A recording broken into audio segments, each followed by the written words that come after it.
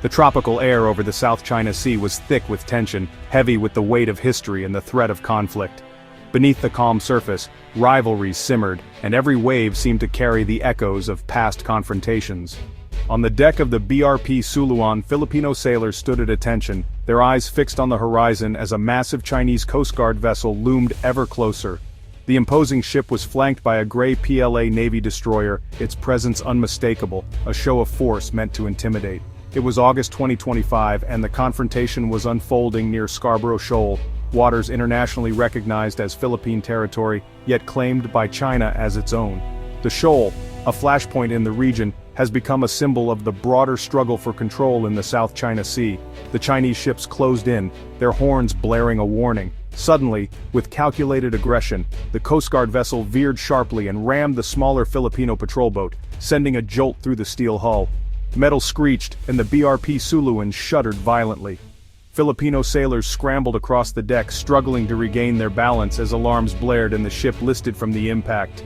The danger was real, and the crew's training was put to the test in those chaotic moments. Suddenly the roar of jet engines filled the air. A Chinese J-15 fighter jet screamed overhead, flying low in a clear and unmistakable show of force. The message was simple. China was willing to escalate. This was no isolated incident. For years, China has relied on so-called gray zone tactics, harassment, blockades, and intimidation, actions that fall short of open war, but are relentless and calculated to wear down resistance. These tactics blur the line between peace and conflict, keeping tensions high and adversaries off balance. The Filipino crew, shaken but resolute, filmed everything: the collision, the damage, the fighter jet's menacing pass. Their smartphones became tools of resistance, capturing evidence for the world to see. This is the Philippines' new strategy: assertive transparency. By exposing Beijing's aggression to the world, Manila hopes to rally international support, turning global opinion into a shield against further encroachment. The footage quickly made headlines, sparking outrage and debate far beyond the region. But as the Chinese ships lingered, refusing to back down, the Filipino crew faced a hard truth. Their courage and documentation could only do so much in the face of overwhelming force. Cameras and international law are meager defenses against steel hulls and military might. The rules-based order is fragile when confronted by raw power, and the sailors knew it. The standoff at sea is a daily reality, a slow, grinding campaign to push the Philippines out of its own waters. Each patrol is a reminder of the stakes and of the constant pressure exerted by a much larger neighbor. Each encounter is a test of resolve, not just for the Filipino sailors but for the world watching. The South China Sea has become a global flashpoint, and every incident is a warning to the international community. The South China Sea is a powder keg, and the fuse is burning. With every confrontation, the risk of miscalculation grows, threatening to ignite a conflict that could draw in nations far beyond these contested waters. The South China Sea is a global artery. 1/3 of all maritime trade, worth over $3 trillion, passes through these waters. Beneath the waves lie vast reserves of oil and natural gas, coveted by energy-hungry nations. It's also a lifeline for millions who depend on its rich fishing grounds. For generations, Filipino communities have relied on these waters. Now they're being pushed out by China's industrial fleets. The struggle here isn't just about territory, it's about survival for countless families. The world's economic interests and national ambitions collide in these contested waters. That's why the South China Sea is a global flashpoint, where a local dispute could spark a worldwide crisis. The conflict is rooted in two irreconcilable worldviews. China claims over 80% of the sea, citing historical rights marked by its 9-dash line, a narrative central to its national identity. The Philippines, backed by the UN Convention on the Law of the Sea, UNCLOS, insists on its exclusive economic zone, 200 nautical miles from its coast. For Manila, it's about defending sovereignty, resources, and the livelihoods of its people. China sees outside involvement, especially from the US, as provocation, and its own actions as defense of core interests. One side stands on international law, the other on history and power. These two realities are on a collision course with little room for compromise. The stakes are nothing less than the rules that govern the world's oceans. In 2013, the Philippines took a bold step and brought China to court, seeking an international legal ruling on the controversial 9-dash line. a sweeping claim that covers most of the South China Sea. This was a landmark move, as few dared to challenge China's maritime ambitions so directly. The case was filed at the Permanent Court of Arbitration in The Hague, setting the stage for a historic legal battle that would draw global attention. In 2016, after years of legal arguments and mounting international interest, the Hague Tribunal ruled decisively in favor of the Philippines. The judges declared that China's sweeping claims had no legal basis under international law, and that its actions had violated the Philippines' sovereign rights within its own exclusive economic zone. The decision was hailed as a major victory for the rules-based international order, but China rejected the ruling outright, calling it null and void. Instead of backing down, Beijing accelerated its island-building campaign, transforming reefs into sprawling military outposts complete with runways, radar installations, and missile systems.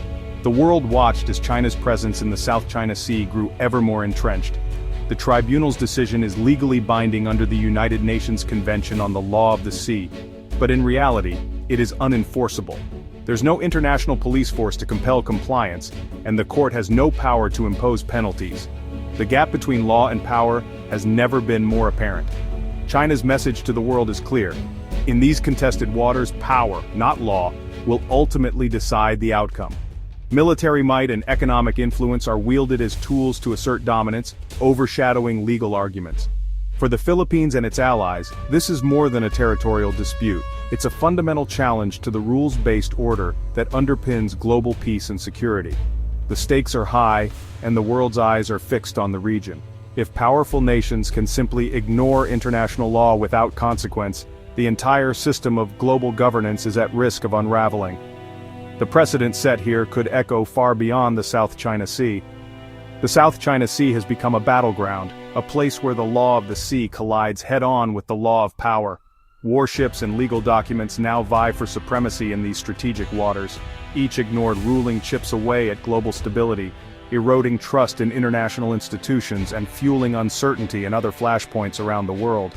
The world is watching closely, wondering whether law or might will ultimately prevail in the South China Sea, and what that will mean for the future of international order. For now, China's actions speak louder than any court decision. The construction, the patrols, and the military buildup continue, undeterred by legal setbacks. The Philippines stands vindicated on paper, but alone on the water. The struggle for the South China Sea remains unresolved, a test of whether international law can stand up to raw power in the modern world. The Philippines' main shield is its alliance with the United States, anchored by the 1951 Mutual Defense Treaty. This historic agreement, signed in the aftermath of World War II, was designed to ensure that both nations would stand together in the face of external threats. Over the decades, the alliance has evolved, adapting to new challenges and shifting geopolitical realities in the Asia-Pacific region. Recent U.S. administrations have declared the commitment ironclad, making clear the treaty covers the South China Sea.